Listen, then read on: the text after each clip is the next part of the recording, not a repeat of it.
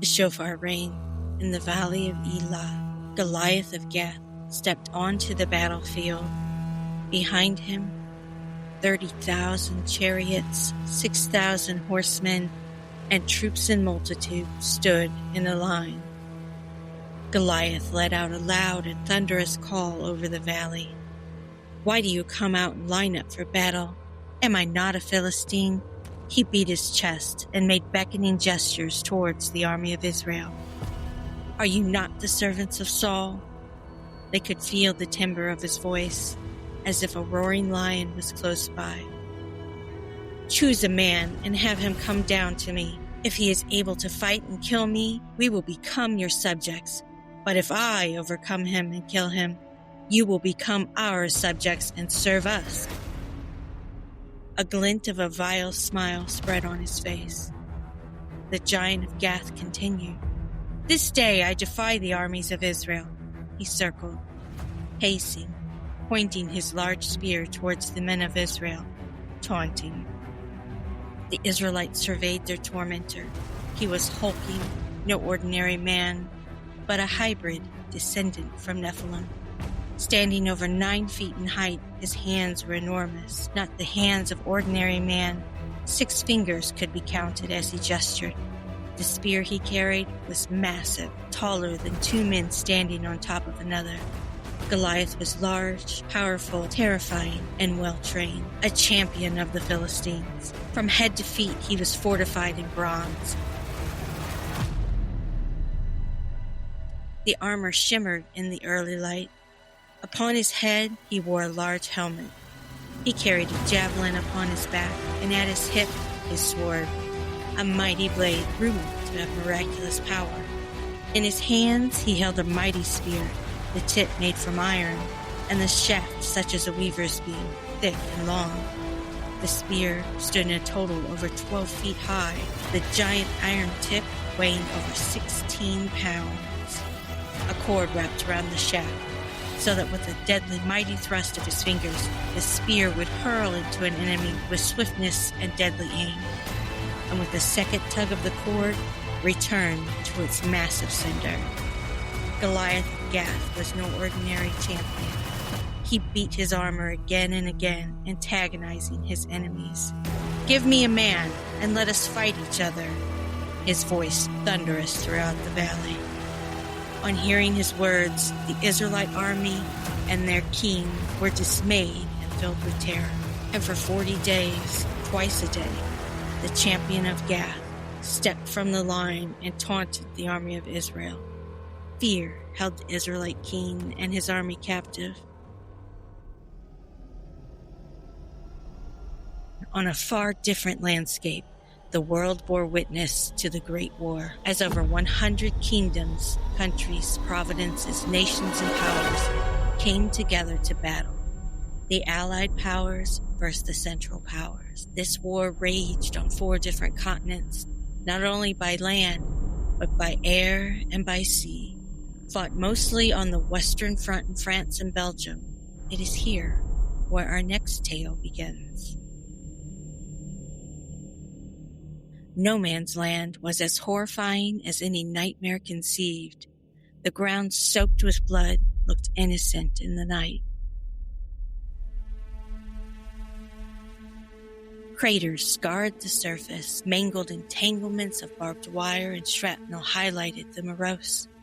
Limbs dangled, bodies twisted, scavenged. Overwhelmed by corpses, the war-torn landscape was a grisly line between German and British. The Allies had held the line, halting the German advancement. And there, in the region of Mons, a new darkness crept into the battlefield. Tucked into hastily dug and unstable trenches, Central and Allied troops stared vacantly into the night. Weighed down by exhaustion and the horrors of battle, a sense of safety teetered in the darkness.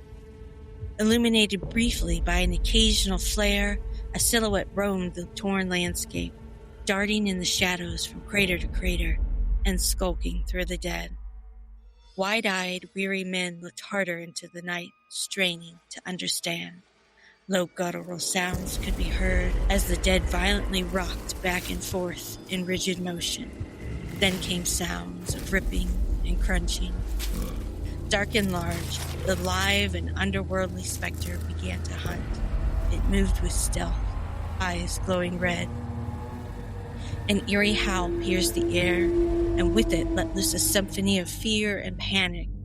The hellhound of Mons slipped into the trenches. Through the cloak of night, death approached the wounded. Gunfire lit dark holes and quickly fell silent. The pattern repeated. Screams, gunfire, silence. It was moving. Horrified soldiers pressed their backs harder into the muddy trenches. They held firm, hands frozen in white as they gripped their rifles in fear. They listened to the hound ravage their comrades and friends. Its howls pierced the night. Heavy breathing and soft footfalls could be heard. Death was looming, but not by bullets or instruments of war, and not on two legs, but with gnashing teeth, claws, and a creature who prowled on four.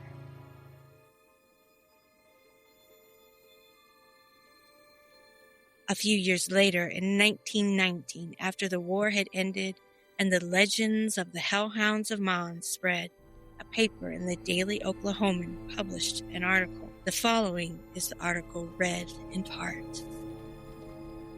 That weird legend of no man's land, the gruesome epic of the Hounds of Mons, has, according to F.J. Newhouse, a returned Canadian veteran, been vindicated throughout Europe as fact and not fiction. An apparition of fear-crazed minds, they said, but to the soldiers it was a reality and one of the most terrible figures of the World War. The Hound of Mons was not an accident, a phantom, or a hallucination. It was the deliberate result of one of the strangest and most repulsive scientific experiments the world has ever known. What was the Hound of Mons? According to the soldiers, the legend started in the terrible days of the defense of Mons. On the night of November 14, Captain Yeskis and 4 men of the London Fusiliers entered no man's land on patrol. The last living trace of them was when they started into the darkness between the lines. Several days afterward, their dead bodies were found with teeth marks at the throat. Nights later, a weird, blood-curdling howl was heard from the darkness. Patrol after patrol ventured out only to be found days later with the telltale marks at their throats. Several sentries declared they saw the form of a gigantic hound running silently, while many brave men lost their lives with only those teeth marks at their throat. The Hounds of Mons disappeared. Secret papers have been found from the residence of the late Dr. Hockmuller, which proved that the Hound of Mons was a terrible, living reality, a giant hound with the brain of a human madman. Captain Newhouse says that the papers showed that the hound was the only successful experiment by which Dr. Hockmuller hoped to end the war. The scientist had gone to the wards of Germany until he had found a man and removed his brain. And at the same time, a like operation was performed on a giant Siberian wolfhound, and its brain was taken out and the brain of the madman inserted. By careful nursing of the dog rapidly grew stronger. After a careful training in fiendishness, was taken to the firing line and released into no man's land, where, for 2 years, it became the terror of outposts and patrols. Did the men in no man's land face off against a science experiment, or were they just feral dogs and wolves? Their fear and terror were real, and we all know what fear is. Or do we?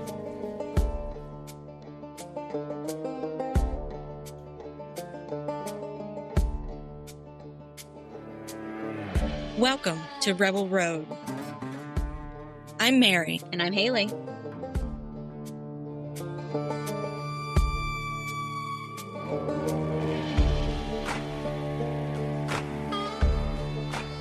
Thanks for joining us again on Rebel Road Podcast. We are happy to be back with you all. Yes, isn't this exciting, Mary? We're on episode number 2. It really is.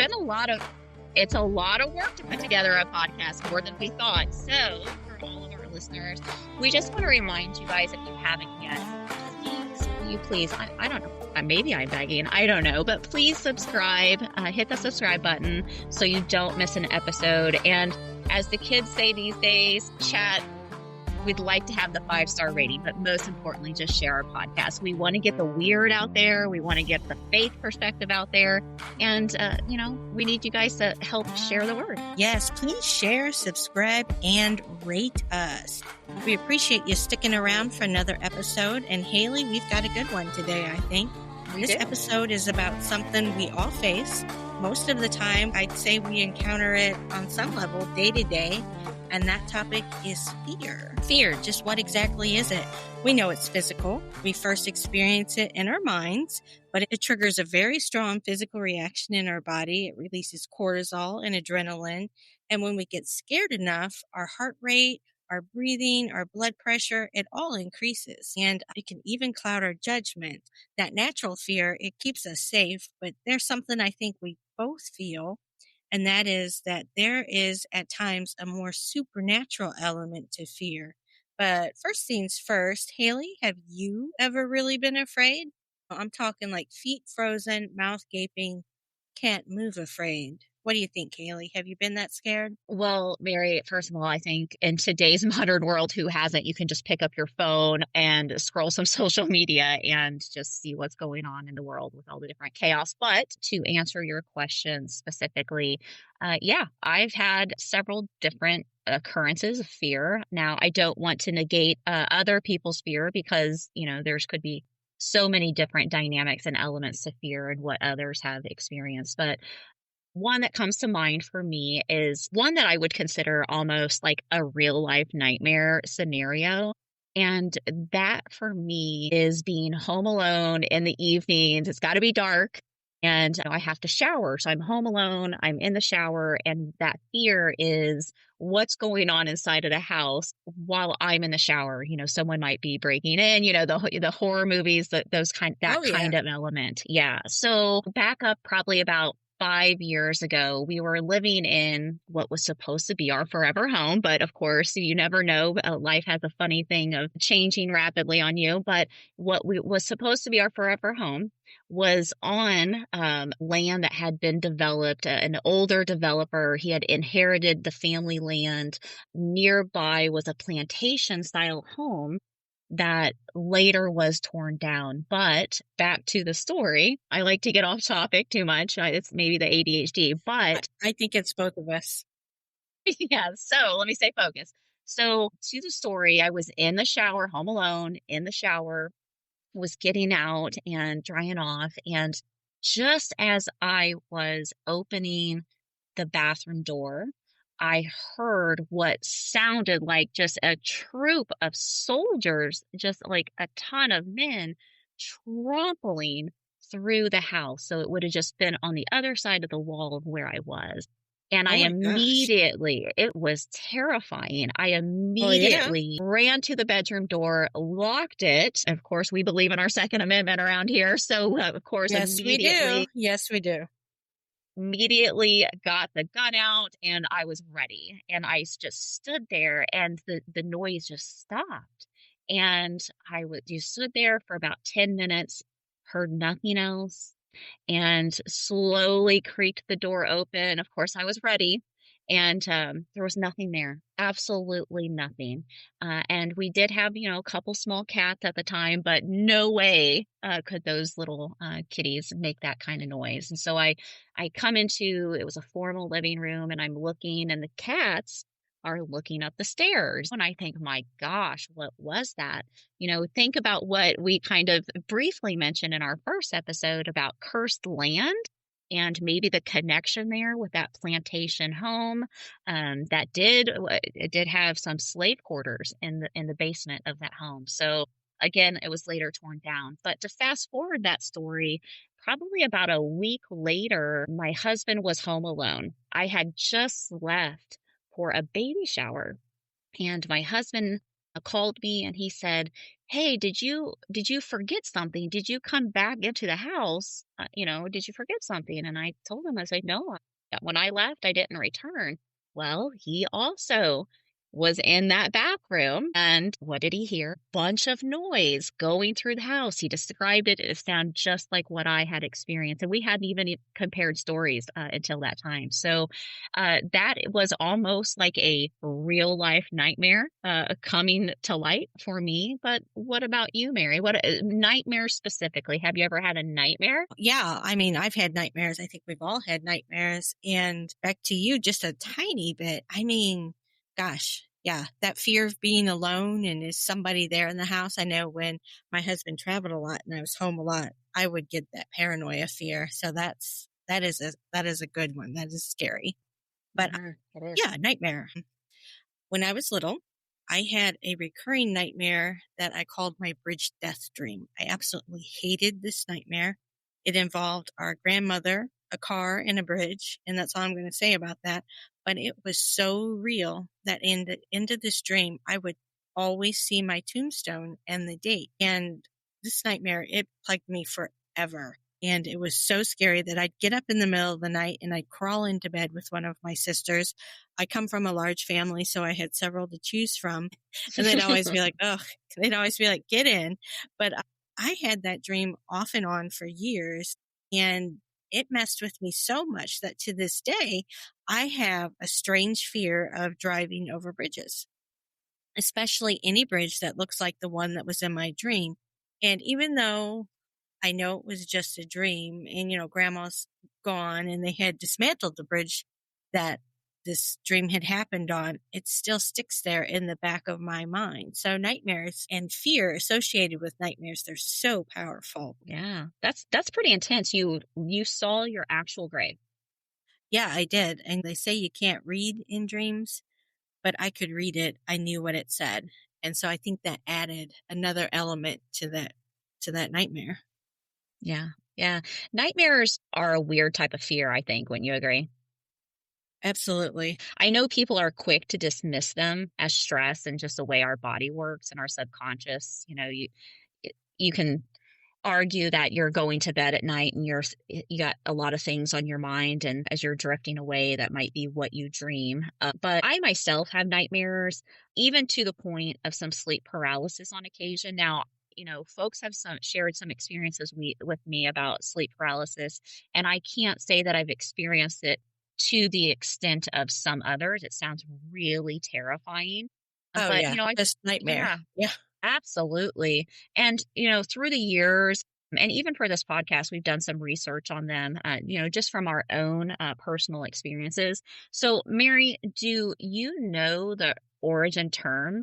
We can say we've had a bad dream, but the actual word nightmare. I think I actually do, but go ahead and tell everybody listening. We can compare notes. Oh, compare notes. I think it's a good time to tell all of our listeners that Mary is a walking book of knowledge and I'm the personality hire. So the research and everything is really for me here to help with our listeners. So let's see.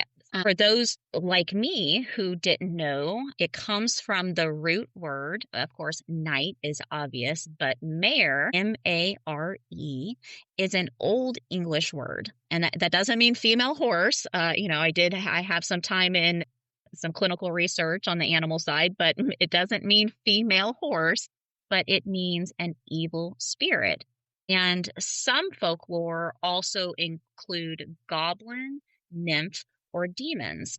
So there's lots of little folk tales about nightmares, but a famous one is the tale of a king who left his wife. And the wife was so angry at the king that she hired a witch to curse him. And this witch called upon a mare, and the mare slipped into the king's chamber and sat on his chest while he was sleeping, causing him to suffocate and die. So think about that when we start thinking about the sleep paralysis. There are several other stories like this, and in the past, people used the term mare as it was a spirit, okay, and often a malevolent spirit.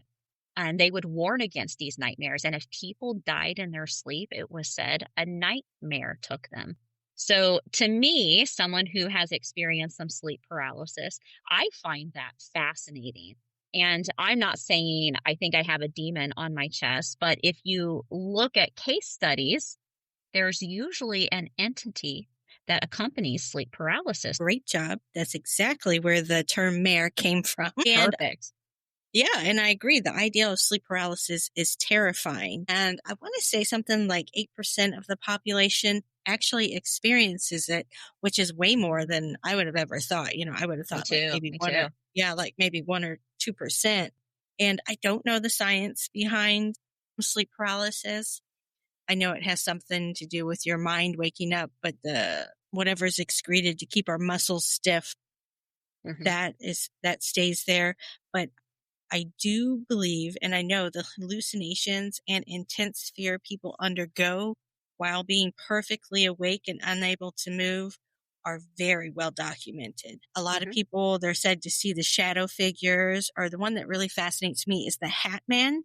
It's so funny how they all see the same tall man wearing a hat. And sometimes people don't see anything, they just hear things and they sense something in the room with them. And then we have those who go to the alien side, the ones who see the little gray men or the aliens coming in to abduct them.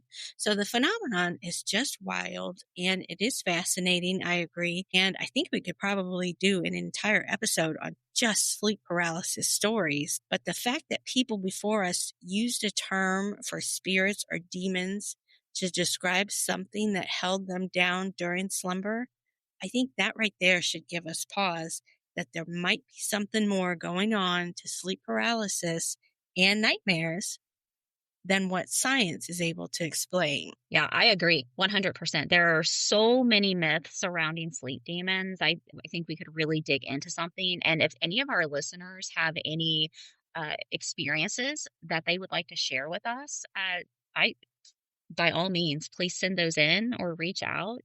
So if you'd like to join in, definitely reach out to us. But just look at Lilith, who's rumored to be so many different things in biblical history. And one of them is a succubus who would seduce men at night and then bring them to their demise. Okay. And then draining their life force physically and mentally, causing fear and madness. So nightmares can be such a source of fear for people. And sometimes we just can't shake that. And it leads to a sense of dread or panic. And like you, Mary, the bridge in your dream. Right. Yeah. I mean, fear wide reaches, but yeah, if you think of the term nightmare fuel, that holds power when we Mm, hear it. If somebody says, ooh, that's nightmare fuel, we stop and we think that it's going to be something scary, fearful, or dangerous. Instantly, we know what that means. So nightmares are just a tremendous source of fear for people.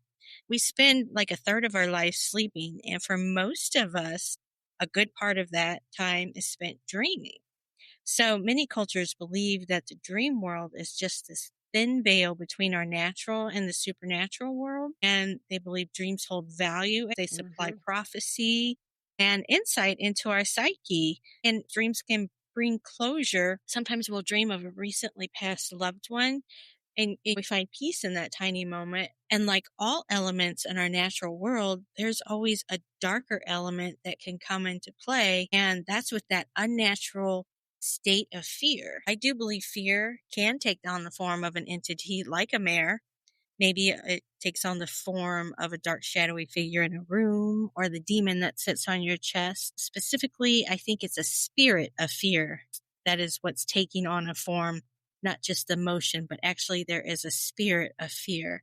So it's the unseen realm that we deal with. So why would we discount a spirit of fear as a tangible thing? hmm And I'm not going to say that there's no scientific explanation for some of hallucinations that people experience, and I'm not going to say that it's always a supernatural element to the things that people experience, but I think I would be remiss to discount that supernatural element because when we sleep, we let our guard down. And what better time for fear to creep in than when we're at rest? Absolutely, Mary. I feel like I remember also being young girls. That's something that our mothers also taught us as well is when you let your guard down, that's an easy opening. So I vaguely remember something about that. But to that point of letting our guard down, Native Americans believed that your soul could be vulnerable during sleep, and that sleep paralysis was from attack by shamans or malevolent spirits. So there we go again, being attacked by something in our sleep. That actually gives having nightmares another layer of fear. If something can actually come for your soul while you're sleeping. Yeah, there's just so much to unpack with nightmares and with the dream world landscape. But let's try to pull it back to when we are awake. I mean, you opened the Native American door, so I'm going to keep going with that. Okay. The Navajo people believe that fear is ever present, that it is always there. So it's not only in the mind, but it's very real and it's very tangible and not just in our dreams. They teach a negative and a positive side to fear. They teach how fear is dangerous and destructive because it's contagious. And that's very interesting to me. Contagious, because fear is contagious. And to help with the bad fear, they teach about preparedness. And this preparedness is how they deal with fear as they encounter. So they kind of are always thinking about how to deal with something in their life. So how to deal with death. They run the scenario in their mind and then they prepare with it. Or if they run out of food, they look at that and they prepare for if something would happen to run out of food, so that when that scenario happens or it does play out, the fear doesn't come and it doesn't latch onto their families. And they work on that preparedness in every aspect of their life, in their spiritual environment, in their natural environment, their emotional and their physical self. So, I mean, I think that's really good advice. They don't run from fear. They face it head on. And so on the opposite side of that, they also view fear as being good. And so they believe that if they didn't recognize fear, that you would be foolish, because fear keeps them from falling into a fire. It keeps them from jumping off of cliffs. It teaches them things for our own safety. And they teach that you can learn from fear, such as you learn not to touch the fire, but you learn how to control it. You learn where to make the fire. You learn how to conquer that fear and to be prepared by it. And so they think that that is the good side to fear. And I agree. I don't want to get too far off track, but good fear, you know how you might hear someone say, your God wants you to be afraid of them? Yeah. And actually, I think it's more of fear of the Lord. Yeah, exactly. The fear of the Lord. The Navajo, and I'm going to say this wrong or get it wrong, and I apologize in advance, but to the Navajo, fear is also tied to the Yegi, or the holy ones, and in what they can do and what they can control. We've all heard the term fear the Lord. And it makes no sense if you're talking about the fear that we know it to be, like that terrifying fear. Why would we want to worship a God who wants us to be terrified of him? And people will use it as an argument against Christianity who don't really know what that means to fear the Lord. Fear in that context, in the original Hebrew, there is a root word, and that means to have a deep reverent awe for God's holiness and power. So when we say fear the Lord, it's a reverent fear, the same fear that the Navajo have with their Holy One. It's not a terror-filled dread. So fear the Lord, it's a good type of fear, that learning type of fear. It's not the cower type of fear. Does that make sense? I know I got way off track there, but since we're talking about fear, I wanted to make sure that we covered that. Yeah, I love that explanation. And I also loved your point on how the Navajo teach that fear is contagious. There was a science experiment done, and I have no idea how long ago, but we can look it up and provide some links in the show notes. But there's been multiple experiments done on testing fear. But to the one that I was mentioning, these scientists took 30 participants and broke them off into two groups. And each participant was given the same tracksuit. And then the scientists got to work. Half of the participants were to exercise for some length of time, enough to soak the tracksuit, right? So the other half of the participants, they took skydiving, and none of these people had ever done that before. So after the experiment was over, they did a second experiment, and they took those tracksuits and had different participants smell the tracksuit. And the results were fascinating, actually. When participants smelled the exercise induced sweat, they had no physical reaction other than, "Ooh, that smells." But then, Definitely ew. definitely, ew.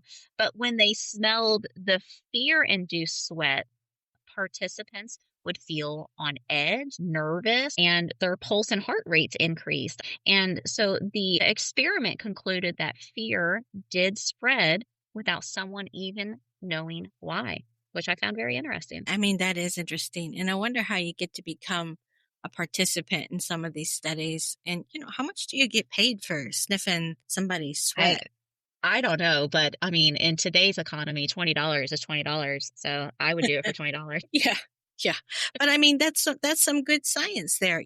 That Mhm. is wild to me that the fear-induced sweat would cause somebody else who was just like sitting there to also experience fear and have no reason why they were feeling that. I mean, they were experiencing that, but the scientists knew it was fear. Mhm. Studies have also proven that animals can smell our fear.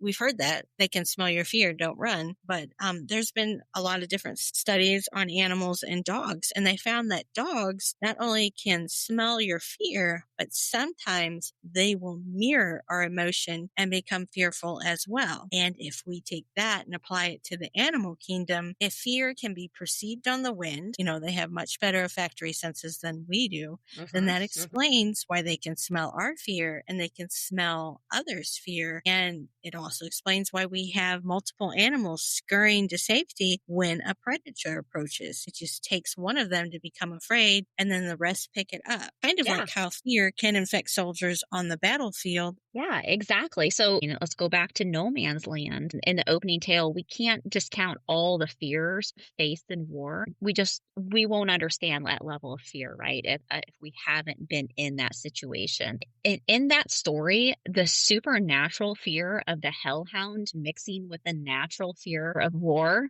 I bet it spread like wildfire. They didn't even see the threat like those who were afraid of Goliath, which you never finished. You kind of left us hanging there. Purpose. We're going to end it with that. So keep listening. Don't go All right. anywhere if you want to know what happened. Yeah, but can you imagine Mary being picked off in the darkness by a giant wolf or a feral dog? No, no, Yeah. that's And, that's nightmare fuel. absolutely. And from what was left on the field, that evidence that could be proven, just that their throats were ripped out, whatever was on that field, it wasn't hungry. It was just hunting. So that's terrifying. And that, in my mind, would make for some contagious fear. Yeah, I love how you picked up on that too, how they weren't even eaten. Their throats were just ripped out. And so if anyone wants to dig deeper into that tale, you should know, we should disclaim, the article in the newspaper that we read in part was later debunked because allegedly, air quotes, no German scientist existed by that name and no Allied Captain Yeskis either. So, allegedly, we can all agree governments don't keep any secrets or make claims that aren't true. So again, that was We stand by that. debunked. Yeah, that was 100% pro government on the yeah, podcast. yes, Yes. yes. So that was debunked. Those men who had their throats ripped out and weren't eaten, but they were killed by hungry dogs and wolves. For all the denials, that's the one thing that they can't disprove, that the bodies of the actual victims, take it as you will. I kind of went off there, but yeah, Yeah. terrifying. Yeah, I just can't get the idea of contagious fear. I can't stop really thinking about that. It's reminding me of the twin Greek gods, Phobos and Deimos, and they were known and worshipped as the god of fear, which was Phobos, and the god of terror, which was Deimos. And their father was the god of war, was Ares. And they would join their father on his chariot and ride into the battlefield to demoralize enemies. And how? By spreading fear and terror. So we've seen scientific proof that fear spreads, back to, the exercising suits and the skydiving suits. So scientific proof that fear spreads. And if we look to all the myths and legends, we kind of have to say there is something to a spirit of fear and very dark and malevolent force. And that panic induced fear that clouds our judgment or paralyzes us, I'm going to say, Mary, that's not a natural fear, right? And it could have almost a supernatural vibe that's birthing all these, we call them folk tales, but really, were they folk tales? And you could rabbit hole a little more and look at, and it's one of my favorite movies, but look at Monster Incorporated, how the monsters collected fear and why. And I mean, you can rabbit hole even further with adrenochrome. Haley, I love a good rabbit hole, and I know you do. And there are some scary velvet roped holes to go down with the adrenochrome. So let's walk it back into the hole of a supernatural fear. The myths and the folklores, they all tie into at least acknowledging that some fear could be a spirit of fear, a darker, more supernatural fear. And if we maybe peek into your little rabbit hole a little bit, I think harnessing fear or collecting it, people who love dark arts and rituals, I think the benefits would mostly be for that adrenaline-induced rush that fear can create. I mean, just look at people who love to get scared. When your mind knows that you're in no real threat and that there's no real danger, but you still get scared, you will produce an adrenaline rush that is insane, and people get addicted to it. And Mary, remember in our first episode how we were talking about how people with the horror films and the paranormal, how it can almost become like an addiction. And so I think that's a connection here as well. That is an amazing connection. I'm glad you brought that up. So to get back on track here, you had mentioned our twin gods, but there is another little terrible god of fear that might be worth mentioning in this episode, and that god is Pan. While most think that he was this little impish half-man, half-goat deity bouncing through the woods, he had a real dark side, and he could induce panic when he played his flute. And it's said that when he was in the woods, if he didn't want somebody in the woods, he'd play his flute, and for no reason, they would just flee in terror. And so Pan, the word panic, came from the god Pan. So like phobia came from the god Phobos, you mentioned, and terror came from Demios, though it sounds more like demon.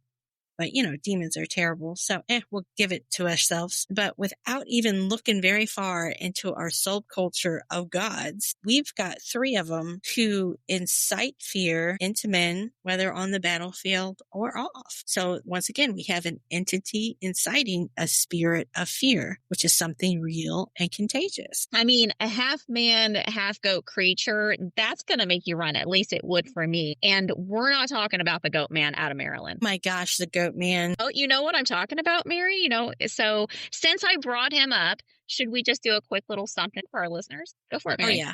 Yeah. Okay. I'd love to. The goat man, he's said to be about 8 foot tall, muscular. Keep going. I know. Oh, I want to keep that in now. All right. So he's about 8 foot tall with a muscular fur-covered human torso, goat legs and hoofs and horns on his head. He's said to have a high-pitched squeal and can mimic the sound of his victims. And to add a little bit more fear into our hearts, he carries an axe. I mean, that's pretty terrifying right there.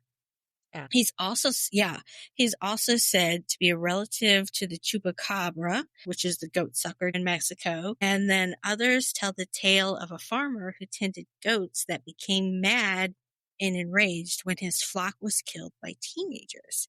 Goatman can be found way back in the 1800s with the legend of the Goatman on Hogsback Road.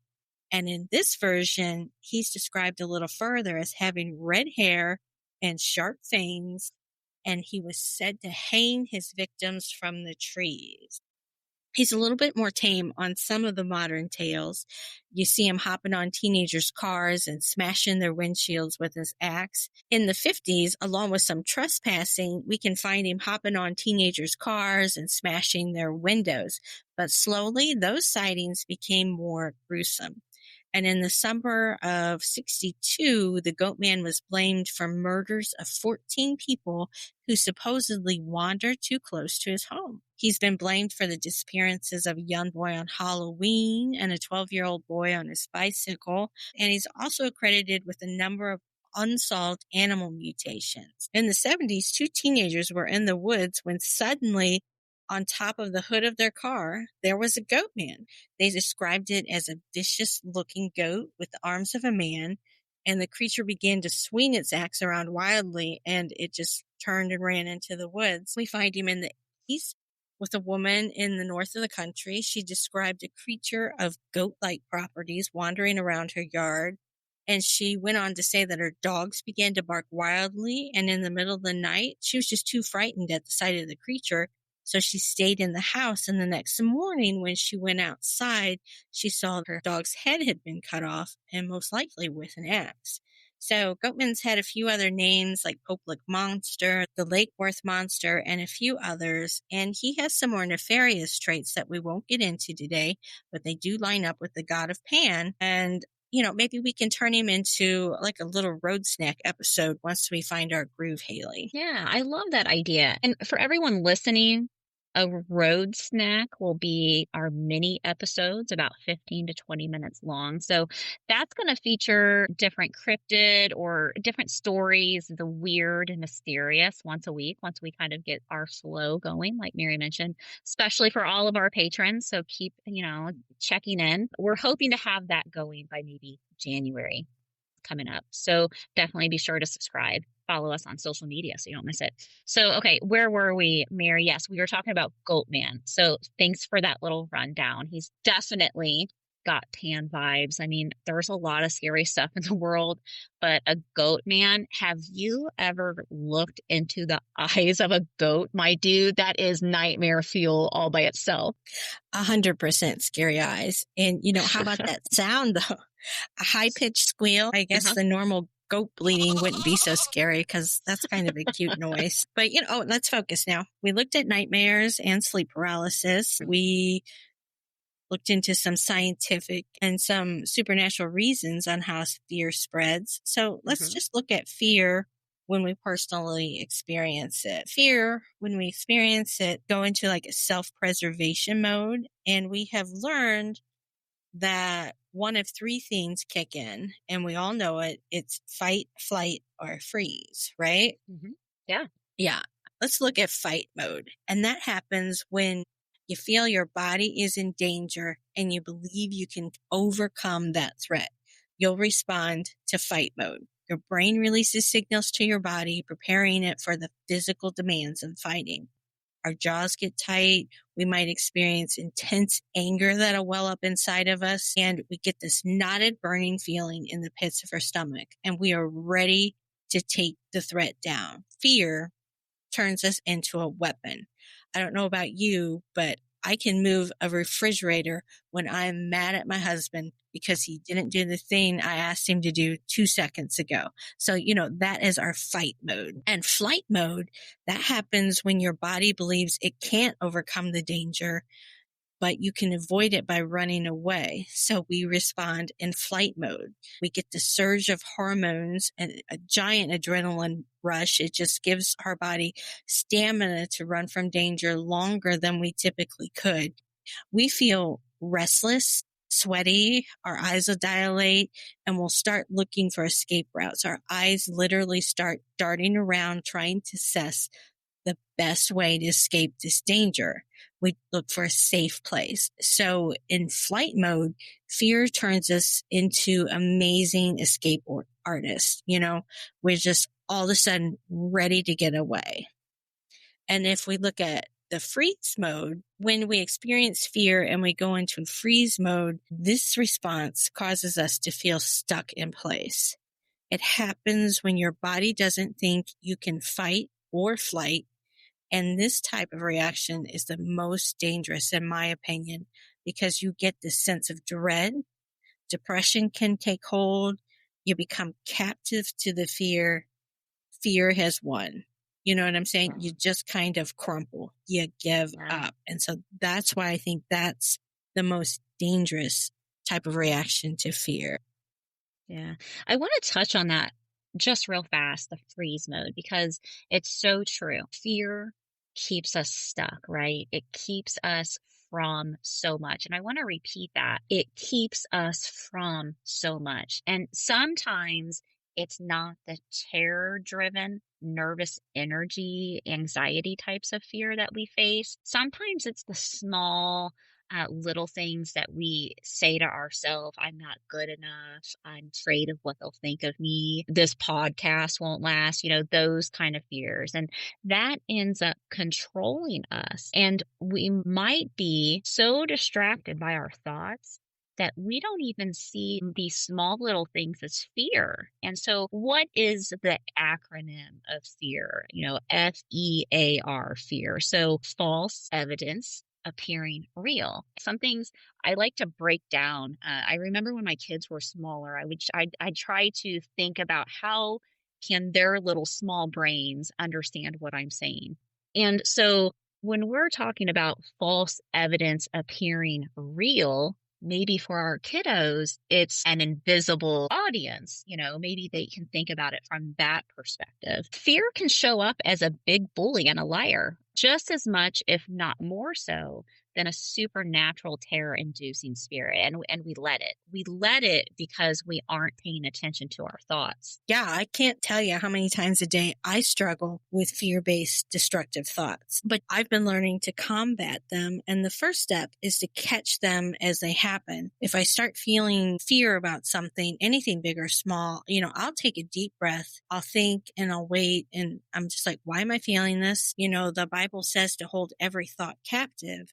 And there are good practical reasons to that. Just identify the source of the fear. Is it real? Is it imagined? And that's good advice if you believe in the Bible or even if you don't believe in the Bible. Very good sound advice. People who are plagued by phobias, intrusive thoughts, negative thinking, anxiety, panic attacks, all of that, it all stems from some type of fear, right? And in those severe cases, like cases of high neuroticism and mood disorders, we want folks to seek out a support system because that chronic fearfulness and unnatural fear, it's so dangerous. Yes, absolutely. Please get some help. And if you have that support system in place and your fears are just not going away, again, the Bible, it's constantly telling us to not be afraid. It's documented, depending on the translation you use, but that phrase is in the Bible well over 300 times.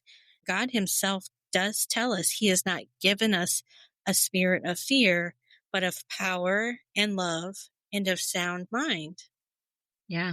We always like to say, pull it back to Jesus. At what better time than when fear has a grip on you, right? At what better time to recognize that and pull it back to Jesus? And with that said, Mary, you have any more stories or anything else you want to add? Nope, I think we're pretty good, Haley. This has kind of been a long episode, I think. It has. But let's wrap this episode up. Mary, as we mentioned, you kind of left us hanging on that opening story. So take us back to the battlefield with Goliath, the giant from Gath. For 40 days, the Israelites had been saying, "Do you see how this man keeps coming out?" For the giant of Gath had taunted the Israelite army twice a day, every day for 40 days, beckoning for someone to fight him. The Israelites spoke, "Is there no one among us who can defeat him?" King Saul offered great wealth, one of his daughters, and much more to any man who would face the terrible giant.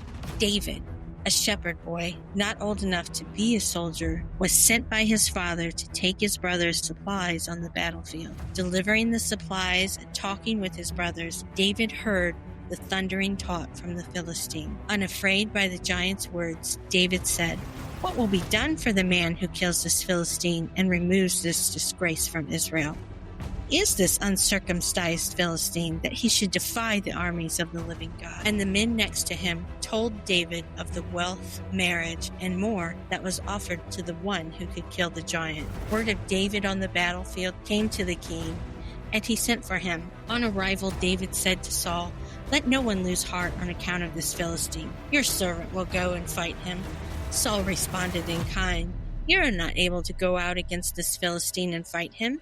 But David told Saul his account of protecting his sheep from lions and bears, how he chased down the wild beasts and rescued the sheep from their mouths, seizing the beasts by their hair and killing them. David went on to proclaim that the Philistine will be like one of them. Then David proclaimed, "The Lord who rescued me from the paw of the lion and the paw of the bear will rescue me from the hand of this Philistine." King Saul said to David, "Go, and the Lord be with you." Then Saul dressed David in his own tunic, put a coat of armor on him and a bronze helmet on his head. David, not used to the warrior's armor or sword at his side, said, "I cannot go in these," and took them off. So dressed in his shepherd's attire, he took his staff in his hand, chose 5 smooth stones from the stream, and put them in the pouch of his shepherd's bag, and with his sling in his hand, approached the valley. There the mighty Goliath watched as the boy stepped from the battle line. Goliath drew closer to David. Goliath despised the sight of him.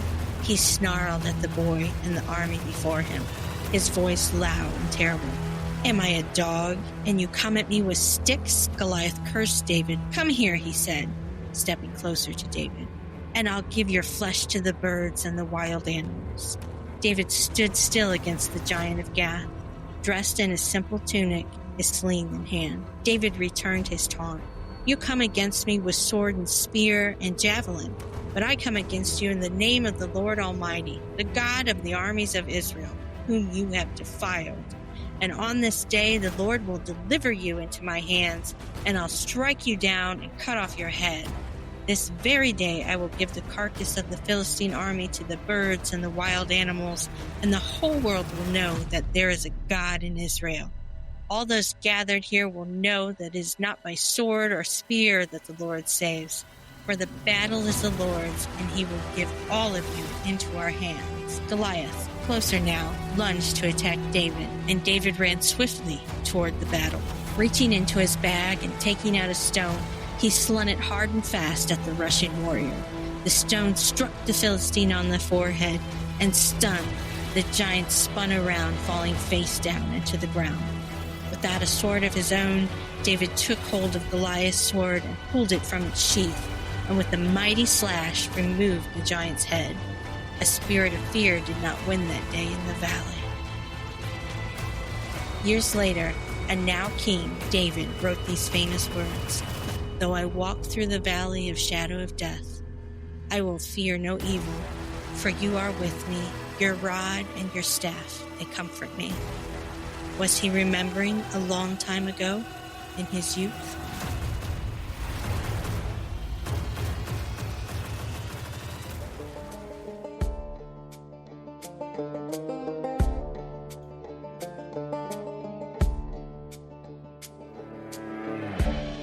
Wait, Haley, before we go. Mary, I am a rule follower, and you are messing up the format. I know, but you know I love a little side story, and I just couldn't fit it into the ending that made sense. Okay, what is it? Do you know why David picked 5 stones, or why he cut off Goliath's head? I would think it would be in case he missed, he'd have some more in his hands. Nope. It's because Goliath had 4 brothers, and chances are they were on the battlefield with him, so David was ready to slay not 1 giant, but 5. And if we follow the lore, giants, or Nephilim, which Goliath was a descendant of, could regenerate, and the only way that you could really kill them was to decapitate them. We love some good Bible nuggets, so we should definitely do an episode on giants. We are, and it's going to be next week. Bye! Bye!